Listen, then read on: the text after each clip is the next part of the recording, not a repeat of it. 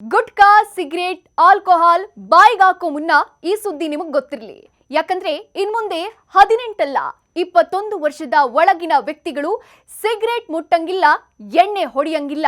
ಹೌದು, ಈ ಹಿಂದೆ ಸಿಗರೇಟ್ ಖರೀದಿ ಮಾಡೋಕೆ ಕನಿಷ್ಠ ವಯೋಮಾನ 18 ಇತ್ತು.